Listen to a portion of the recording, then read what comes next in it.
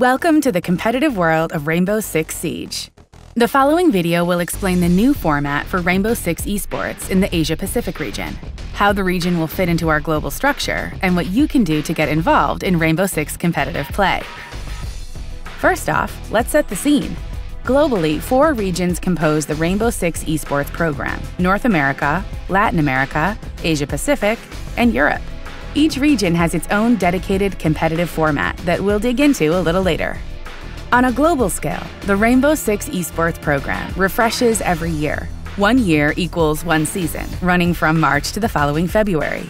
The 4 independent regional leagues run from March to December. These leagues are divided into 3 stages.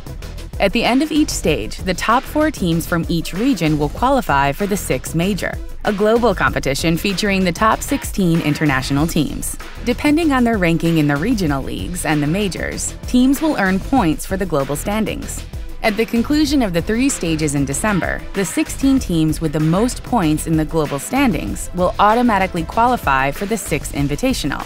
4 extra teams will have one last chance to qualify for the competition through regional open qualifiers, making the Six Invitational a 20-team competition, the most prestigious Rainbow Six esports event, and a chance for teams to dominate the global stage and prove they are the best in the world. Let's move on to Asia-Pacific, aka Apac, and our unique regional structure. The Asia-Pacific League is divided into 2 divisions, Apac North and Apac South. Both divisions have their own competitive structure. Let's take a deeper look. Apac North combines the best teams from across Japan, South Korea, and Southeast Asia. They compete in a single online league composed of the same 12 teams for the entire season. Each stage consists of these teams facing off for 10 playdays spread across 5 weeks. The tournament will play out in a variation of the Swiss system. In other words, there is a random draw at the first round, then teams with the same or the closest win-loss ratio will face each other round after round. For example, during round 2, winners face off against winners. During round 3, teams with 1 win and 1 loss face teams with the same ratio, and so on. At round 6, win-loss ratio is refreshed and the league continues until we have the final rankings after 10 rounds. The top 6 teams of each stage make it to the Apac League playoffs. At the end of the season, the results from across all 3 stages will determine an end-of-the-year Apac North Division ranking. The top 8 teams will be invited back for the following season. The bottom 4 teams will have to play in a promotion-relegation tournament for a chance to remain in the league. They will face the best teams coming up from the national competitions. Now, let's move on to the Apac South Division that plays in parallel. Apac South is composed of 2 independent regions, Oceania and South Asia. In Oceania, 8 teams from across Australia, New Zealand, and the Polynesian nations will compete in the Oceanic Nationals, an online league. In South Asia, teams from Bangladesh, India, Nepal, Pakistan, and Sri Lanka face off in a series of open online tournaments, ending with a closed bracket playoff. Each stage ends with the Apac South Division playoffs. This offline event is a double elimination tournament that pits the top 3 teams from the Oceanic Nationals and the winner of the South Asian Nationals against each other.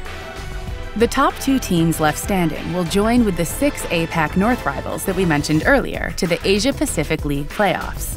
At the end of each stage following a double elimination bracket format, this online tournament will determine which teams out of the 8 will advance to the majors and have the opportunity to compete under the global spotlight. The teams placed 5th to 8th will score points for the global standings. In parallel, the top 4 teams will qualify for the Six Major, and depending on their final placement in this competition, will also earn points for the global standings. Stages 2 and 3 will follow the same model. In Apac, we also want to determine who the best team in the region truly is. In November, the rankings of the 3 stages are combined to form the final rankings of the season within the region. The top 4 teams will battle it out for the title of Apac Champion and glory in the Asia-Pacific region during a special LAN event. Becoming the Apac champion is the ultimate goal, but before getting to the top, teams need to prove their skills through the national system. All national tournaments create the foundation for the Rainbow Six ecosystem, providing pathways through the grassroots scene into the regional leagues. From there, any player and team can make their mark at the majors and finally, the Six Invitational. The Apac Rainbow Six esports program focuses on creating a player-first experience, allowing each and every player the chance to compete from a local community tournament to the biggest stage of Rainbow Six esports, the Six Invitational. It's yours for the taking. Join us by watching our weekly broadcast or competing in the official competitions.